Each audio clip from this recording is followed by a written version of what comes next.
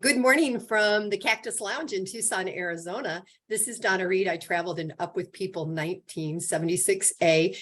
And honestly, I got to make sure Paul Caldwell knows that I have a virtual photo behind me so that there's actually a cactus, actually a couple. If I move, see that? There's an ocotillo over there too. So anyway, a Santa Fe home in Tucson. My guest today is Zan Diener. And before I get into the regular questions, Zan, I forewarned you that you are the second person I've ever met with the name Zan, and the other one is also an alumni who I already interviewed. So tell me about your name, because it's fascinating to me. Well, I do have to tell that part of the story, which is that the only other Zan that I've met is the other Zan, or Xandria. Yeah.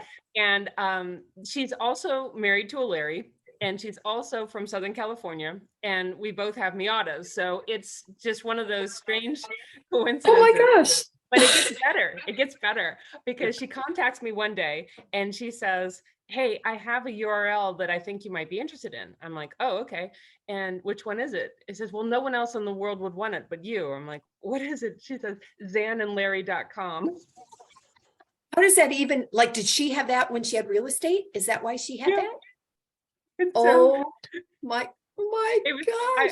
I was like, yes, I want it. But it was just one of those, what are the chances? So. Oh my gosh. So she told me the story of how her name was Alexandria and her mom shortened it and stuff. So what about you? Is there any story related to your name? Yes. So it's actually from Susan. I got sick of Sue, but I like to tell people that they don't forget a 6-foot-tall Zan. And if I'm playful and kind of puckish, I like to say it's one from the end, one from the beginning, and one from the middle. But it actually came about, I've been going by Zan since about 89. Okay. And so in high school, 3 of us after school, we took the last half of our names.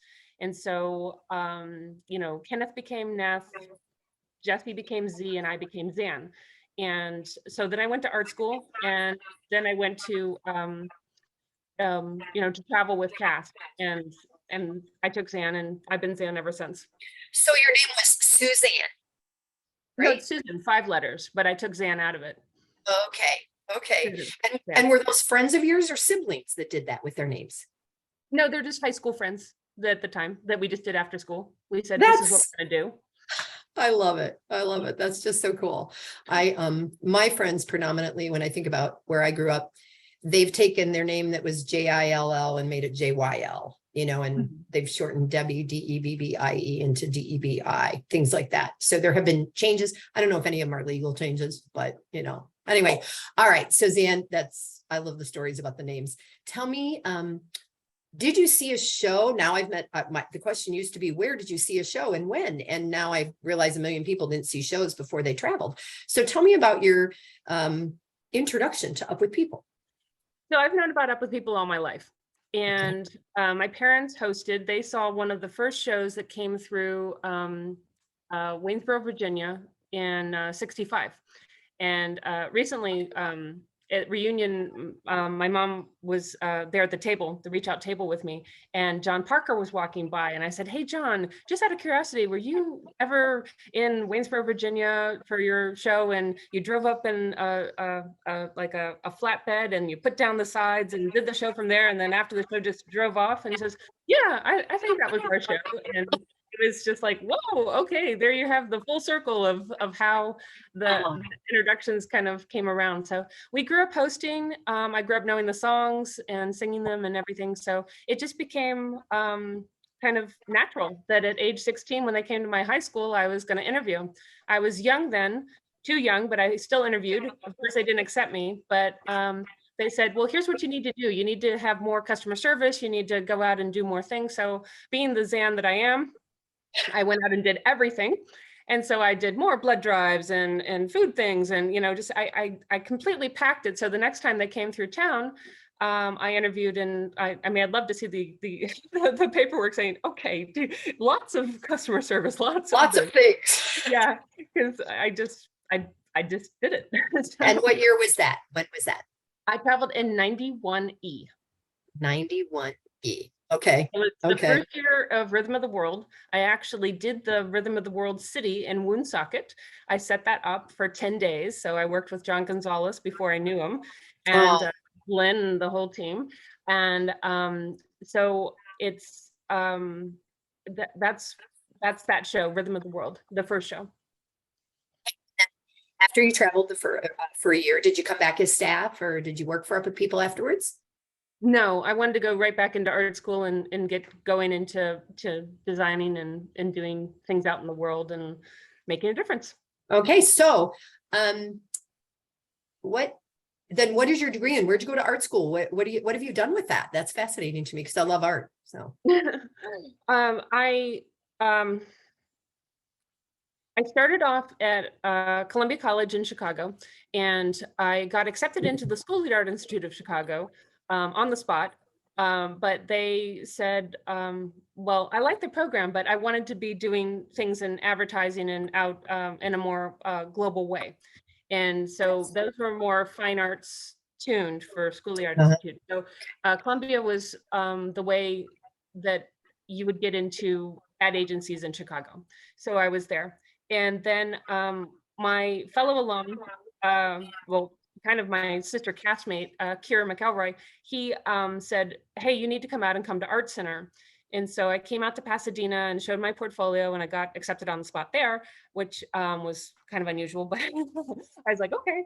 And so I went to Pasadena for 2 terms for the Art Center, and then just started to go out and get jobs. So I mean to bring it back to advertising, I've been working. I have lots of clients and things, but I one of my longest term client is a medical advertising agency that I've had for 22 years now. Wow. Wow.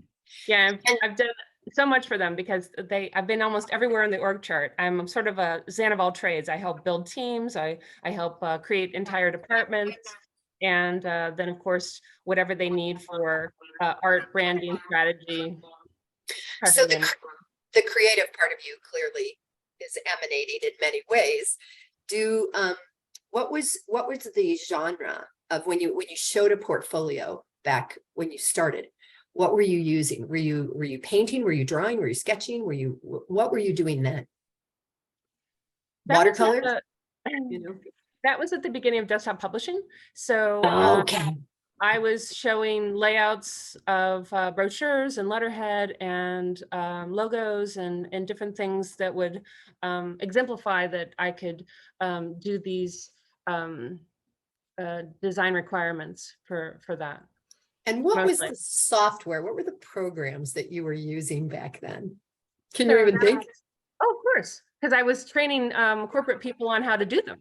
Okay. So, yeah, it was so new that it was kind of the equivalent of the young people teaching you how to set your watch or your VCRs, So because I was doing the desktop publishing just naturally, corporations, Motorola, other people were coming to me saying, can you teach us how to do that? So I actually went from babysitting at $20 an hour to right into working babysitting for $20 a night into freelancing for $20 an hour. So from age 14, I started freelancing, and I've freelanced ever since. So it's just, so I was desktop publishing and teaching corporate people right out of, in high school, first early college, and then a little bit when I came back after tour, just different desktop publishing. So those programs were Aldus PageMaker before it was bought by Adobe, and then Quark, which has a smaller market share now, but at the time it was the one that was the big one. And now I do a little bit of InDesign with people that need to know what that's like and stuff. So those Photoshop and things. When I moved from Ohio to Tucson, so we moved in 2000, the whole year that when the whole world thought that, every computer was going to crash and we were going to lose everything. I had a company back in Ohio, and I had an artist create a static web page at that point. And when I think of how much work it was for her then to create the design, I'll have to share it with you sometime of what we were doing, because I still have all my rights, legal rights and everything to this. And now how like so many people can go create. And it reminds me a little bit of the fact that we all have phones that are cameras, that are computers. We didn't have that when we were traveling though. No, and that there are still photographers who are better and who specialize and who, and as a realtor, I think about that because there are people that love to take pictures of houses like the ones behind me. There are people that love to do portraits. There are people that, so there's still this whole creative opportunity in so many different ways. And my brother and I are just getting ready to do a website for our podcast. We chose the name. That's how far along I am. Well, yes, I do websites also because that's part of the gamut in social media, but it's, it is an undertaking. Yeah. Yeah. Okay. So Rhythm of the World. And then you've been involved and, tell me, I want to get to the songs and some of the regular questions before we talk a little bit about what you're doing and about next week in Chicago. So tell me what songs affected your life and that maybe you love either from your show or from any other show. I'm going to say 2 songs from my show. Everyone really enjoyed Roads and Moonrider, and I do like them as lyrical pieces, but Coming Home from Rhythm of the World is just always been a very powerful song for those that sang it and those that performed it. And it's it had a lot of meaning in 1991 because we had just the 2 casts. We had a sister cast of Cast F, one of the only Cast Fs, and ourself E. And the day that we learned about our split, who was going to be an F. The next thing they said after "Here's where you're going," and you're now this cast, was that the Gulf War had broken out, and so many of our it was just in that span of being absolutely euphoric, like here's where we're going, to just bottom of the bottom of, now what does this mean? Do I have to go back? Was that the tour? We didn't even get to start or what? So luckily that was a very short-lived span of time, but it's a lot happened on our tour. So when we sing Coming Home on that last day, when, I'd still picture it with everyone with candles on stage and everything else, it still means a lot to me for that song. Not just for you to perform it, but because I've helped with reunions, I know a lot of songs from through the years, and it's emotional for all of us. And my brother is a Desert Storm vet. I will have to make sure that he hears that. I've never put those things together in my brain. The other one is Room for Everyone, which we borrowed. When we do special things, as you know, on when you do spin-offs or do corporate or whatever, they bring in songs that also work for those programs. And so Room for Everyone was one that we performed for the King and Queen of Sweden, and with the full flag parade and everything else with everything. So that's one. And I think that those messages are important even today is the lyrics. And if I had to choose one more, it'd probably be 1-to-1 for my reach out stuff, because that's what we always try to promote. So it is, one of the fun things about doing this is to hear, frankly, the continuity through the years. I'm singing Granddad's Wooden Chain on Sunday at church because it's Grandparents' Sunday, and it's not a church song, but it's a good song. It's a relevant song, and the ones that you mentioned continue to be relevant in many ways, and that's one of the things that I think are so special about Up With People songs and lyrics and what they wrote, and talking to Paul and Steve saying, I can't believe this is still a thing 50 years later or whatever, that we're having some of these same discussions. So all righty. Well, clearly I know you were in Sweden. I was bicentennial, so we were predominantly the United States and a whole lot of time in Texas. So when you traveled, where you traveled, I've kind of asked people, was there a food that you tasted that you loved, that you abhorred, that now you eat regularly because you tried it on the road and Up With People? It's going to sound silly, but I had a lot of allocations where I was either alone or only had another person. So, but they either didn't, like another castmate that was a non-US. So, but when we were out of country, when we were in at least Germany and Switzerland, the host parents would ask me what I wanted to eat or something, and I always said chocolates. They would In those countries with chocolate, yeah. one of my favorites was the whole family. They roused me. I was sleeping, and they roused me, and the little ones are pulling my hand, trying to get me to the other room, trying to say things in their language that they don't know mine. To say, "Come to the chocolate party. Come to the chocolate party," and so they had bought everything. And I mean, it's like it's like if you're in a hospital room and it's just covered with flowers that someone just says get well soon. It was like all the chocolate was all the around chocolates. and so it was, That's fun. that was I think a single allocation, but so just for the Nutella, things like that. Oh, yeah. You can accessibly find the some of the ones you find in IKEA for the DAIM, Dame, the little chocolates and things. So I still try to find interesting international types of ones. Someone just sent me a castmate's an Ovaltine chocolate bar from Switzerland. So cool. This is yummy.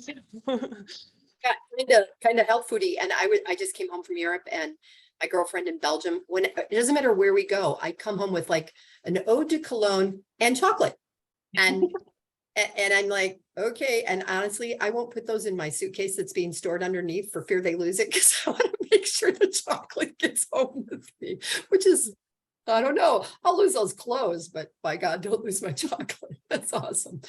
And is there a country or a place or a continent that you haven't been that you'd really like to go, Zan? Yes, very much so.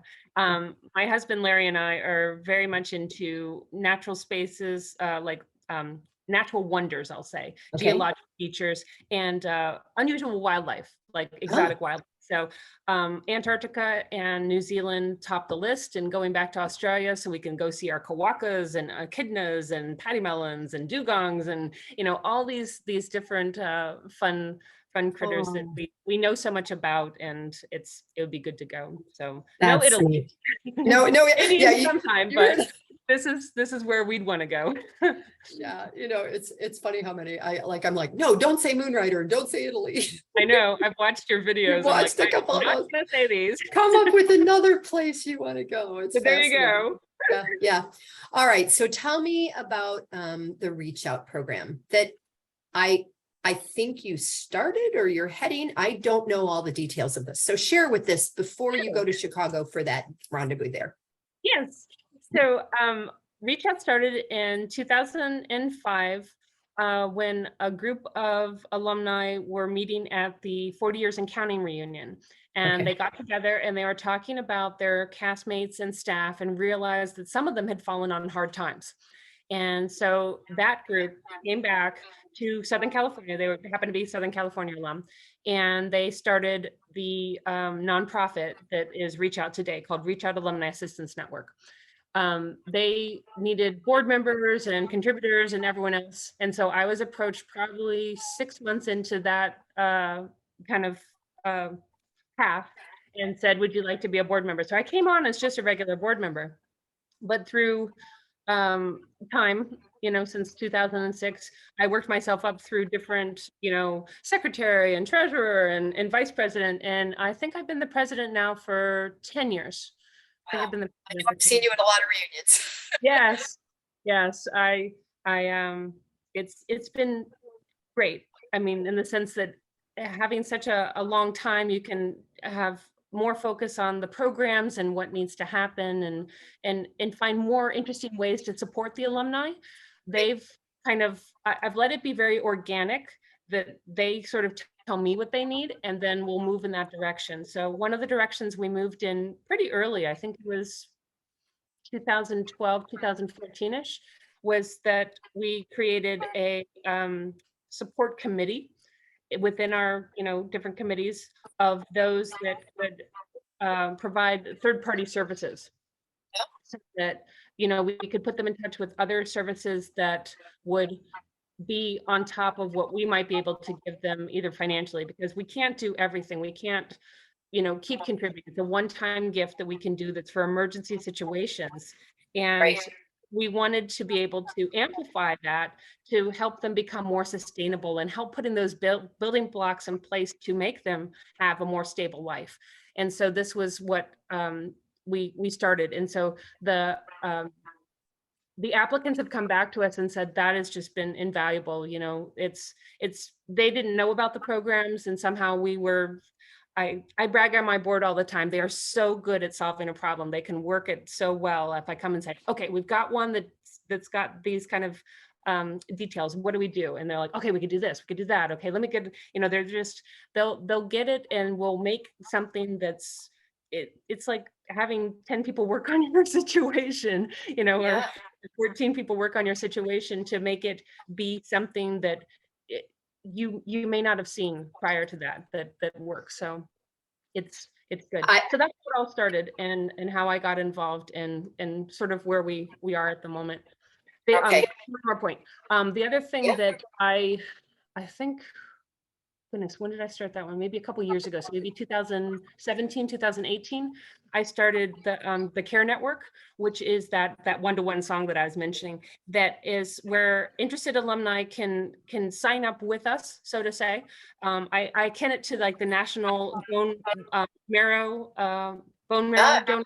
That if we need you, we'll call you. But if not, then, you know, you're just sort of in this thing. So if I needed someone that was in the Tucson area that had your skill set, I'd say, hey, Donna, can you help? You know, can you take someone for a medical appointment? Can you just have a meal with them? They've been so isolated with COVID. Can you just have a conversation like this, you know, to just kind of bring them back into to everything. So there's simple things that can be done with the Care Network. There's greater things that can be done. We had a match one time that was a Spanish speaker that had a psychology background that we needed. And I'm like, oh, there it is, exactly who we need, you know? So it was, it's based on the languages, you know, the skills, you know, but it could also be matched out through if you have a parent with Alzheimer's, just having someone, there's some check marks that are already in the box with our alumni. If another alumni contacts them and says, hey, I'm from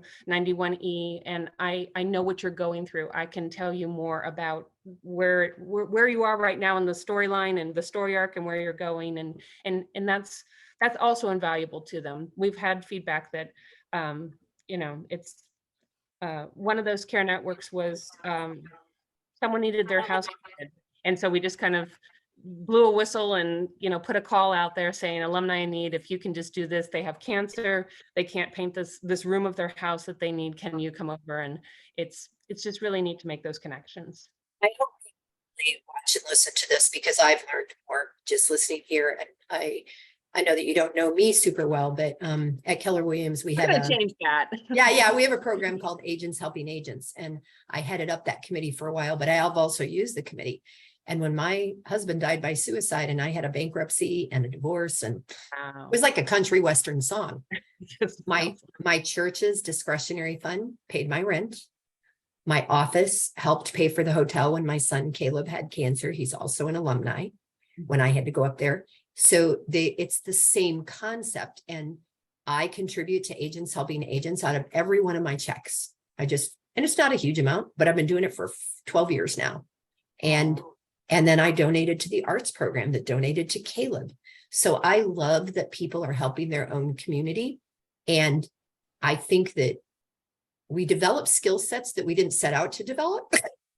like, you know, I can talk to someone else who's gone through a bankruptcy because my credit score went from there to there, right? You know, and that can be super helpful. And I recovered. So there's two sides to all of that. So it gets me weepy. Oof. I laugh and I cry in a lot of these because it's important and we don't know. And I think the last couple of years have been harder on many. So I just got the 10-minute warning. Yeah. Oh, all right. congrats. So I know. So I want to ask you, because specifically of your background, I have tried to ask everybody about what they would tell a young person when Up With People comes back. We don't know what it's going to look like. And I know that you've been part and parcel to this. And, you know, I've sat in on meetings down here about the potential for various kinds of arts and not just music and all that. if you were going to talk to an 18 or a 20-year-old right now about their gap year, and like everybody takes a gap year, I say that as if everybody takes a gap year. Except the colos that take a gap decade, right? Yeah. Or a gap life. What would you, yeah, a gap life. What would you say to someone about Up With People and the opportunities? Like you said, it's couched in a lot of what ifs and some crystal ball, but I think the important thing for youth today is to know that there are others out there and that there's other circumstances out there. And that's one of the things that is, it helps you be the well-rounded person to know about, whether it's a different country, just knowing about more countries and more places on the map and what's happening in their world. Back to the song, "What's happening to you is happening to me." You have things that are related. It's not like they're over there, I don't care about them. It really does come back to us in many ways. So just having that, it goes past being open-minded, because you're being open worldly, or something that's being or worldly empathetic, maybe, just something that has a larger degree of Integration. empathy. As compared to here, it's like, oh, you're here, Yeah, You're with people. Yeah. it's too easy to become US focused and US centric, and it's more important to really broaden those whatever that marker is, to say, oh. And the way I did it, real quickly, because I can see the timer too, was that I had pen pals way back when way before internet and back in the postal mail, that I found them in the back of a magazine. They said, get a pen pal, and I said, great. And so I got the first one, and I forget where it was from, but I contacted them saying, I know you're also from this program, can I have your pen pal? I'll give you mine. And so I ended up with tons of these worldwide pen pals before I even joined the program. This was, oh gosh, I must have been about 14, 15. So I had already been getting stamps from them and little bits of money. Like, I didn't want money. I just wanted to know what they look like. Like, what did it look like? Point. Yeah. And so, and then I had a binder that I kept of everything that was happening in their world. So I knew, like, okay, this is what it is, and this is how big their country is, and stuff. So just having that awareness early, I think, helps you be a better world citizen. And if we can make more world citizens, I think we'll have a better world because of it. My tagline for real estate has been realtor concierge for a while. And I have friends who laugh about how many people don't know how to say concierge, but I've actually thought about local realtor, global citizen, because I feel like that's more reflective of, I predominantly sell homes in Tucson, but I feel like I'm a person of the world, and not just, okay, I live here. This is where my home is that I come home to. But certainly, Up With People opened the world up to me. So yeah. Okay, I have to tell you, because you just said pen pal, this is totally not related, but it's still going to be on here. Next Tuesday, my pen pal that I started writing to in 1972 is coming. Did I tell you that? You mentioned it as we were setting this up, but tell me about it. So she's from South India, and we wrote all through high school, to the point where we thought our parents would let us meet after high school. Like, oh yeah, we're going to fly you to India, Donna, for whatever. And I found her because of a conversation with a missionary from India about whether women would change names depending upon their religious upbringing or lack thereof, And I found her on Facebook in 2018, and we have now been talking and Skyping. And she's in California right now. She's kind of in the Bay Area at a sister-in-law, and she comes next week, and we're going to meet each other for the first time. And the local news station is going to come and talk to us. So I'm super excited. We're about 6 months difference in age, and have really similar life stories in different cultures.